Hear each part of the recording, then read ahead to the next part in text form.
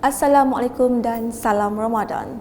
Buletin Ukas edisi tengah hari 30 April 2020 bersama saya Hafizah Munirah Mahrab. Berita utama. Kerajaan Sarawak hari ini memutuskan untuk mengikut keputusan Kerajaan Persekutuan yang membenarkan ketua keluarga membawa seorang lagi ahli keluarga dalam sebuah kenderaan sepanjang tempoh Perintah Kawalan Pergerakan PKP.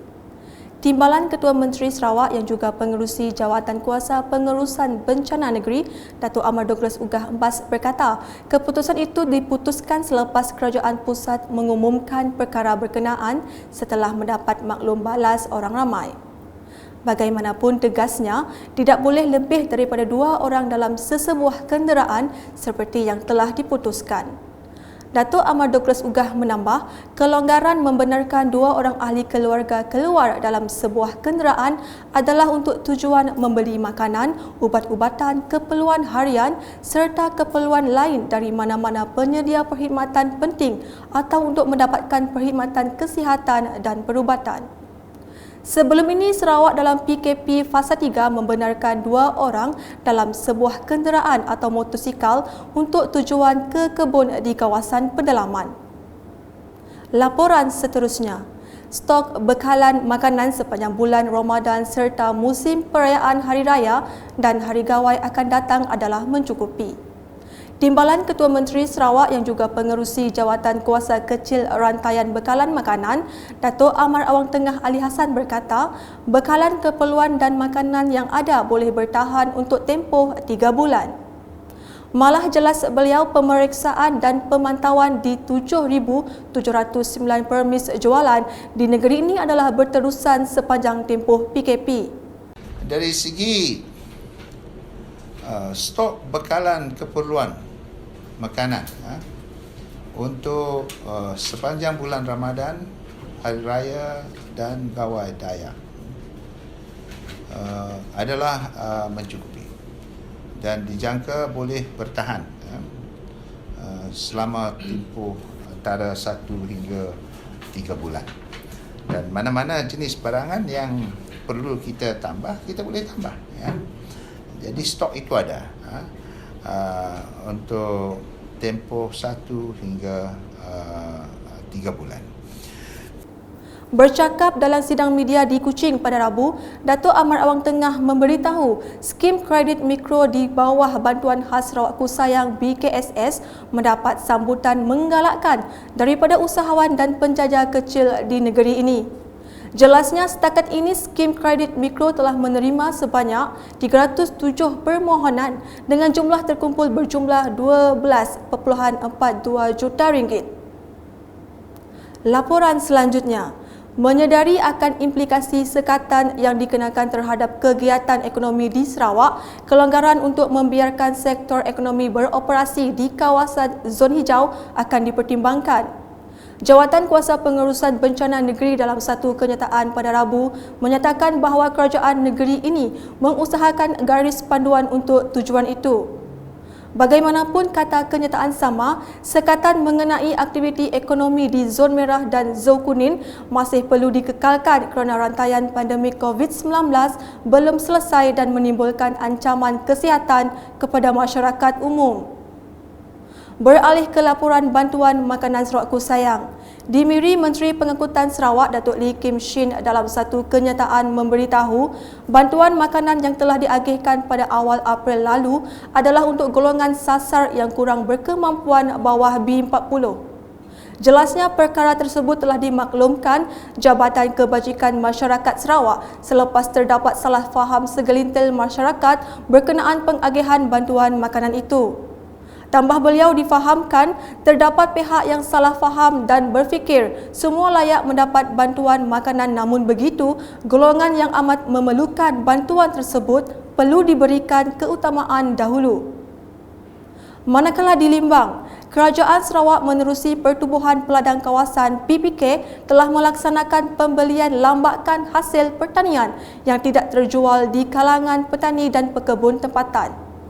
Pengurus Besar PPK Limbang, Michael Misau Beng berkata, peruntukan sebanyak RM25,000 telah digunakan masa ini untuk membeli lambakan hasil pertanian di daerah berkenaan. Sampai hari ini telah diagihkan untuk keseluruhan limbang sebanyak 1.440 bungkus per orang lah. Jadi untuk Dun Bukit Kota telah diagih 870 bungkus, untuk Batu Danau telah diagih 570 bungkus. Ujar Michael Misau lagi, hasil tani tersebut dibeli daripada penduduk yang kerap membawa dan menjual hasil pertanian di Pasar Tamu Bandar Limbang. Di Semop pula, seramai 161 ketua isi rumah telah menerima bantuan makanan Sarawak Aku Sayang untuk pusingan kedua pada Rabu. Mereka yang terdiri daripada Kampung Serdeng, Kampung Sedoh dan Berkakung telah menerima sumbangan daripada Menteri Muda Hal Ehwal Korporat dan UKAS yang juga Adun Semop Abdullah Saidul dan Ahli Parlimen Tanjung Manis Yusuf Abdul Wahab. Sementara itu, Ketua Kaum Kampung Serdeng Jolen Wahab berkata, penduduk amat menghargai usaha berterusan kedua-dua wakil rakyat tersebut.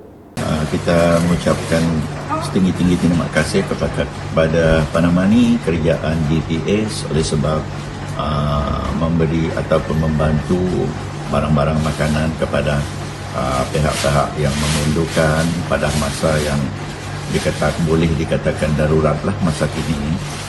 Sementara itu, tuai rumah Wun Ering dari Berkakung turut menyifatkan Adun Semop dan Ahli Parlimen Tanjung Manis sebagai wakil rakyat yang prihatin dalam membantu mereka menghadapi waktu sukar ini. Terima kasih kepada perintah DPU Stok ke boleh menolong bantu kedua kali untuk kedua kali dah menolong.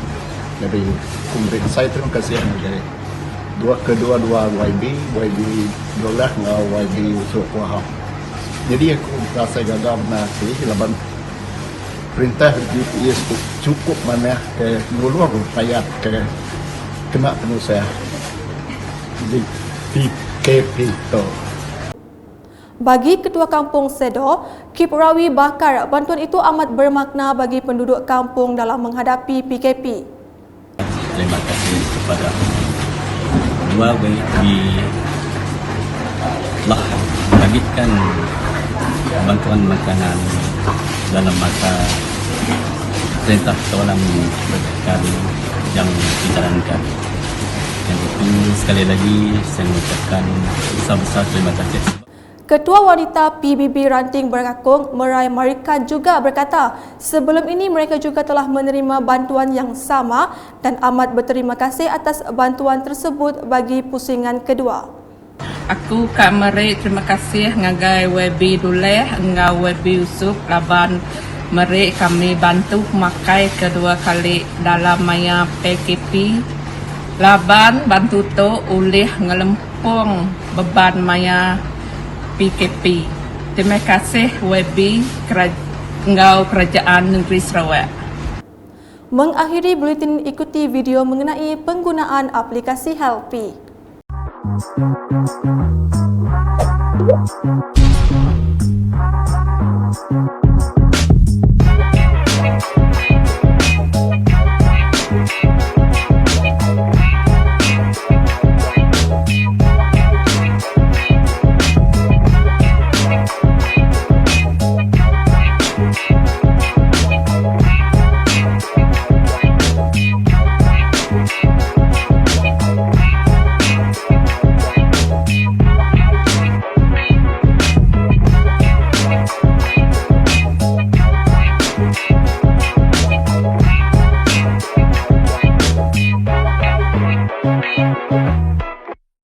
Sekian bersama saya Hafizah Munirah dan kru penerbitan. Ikuti berita selanjutnya pada edisi petang. Amalkan aktiviti yang bermanfaat semasa tempoh PKP ini bagi mendapatkan keberkatan Ramadan.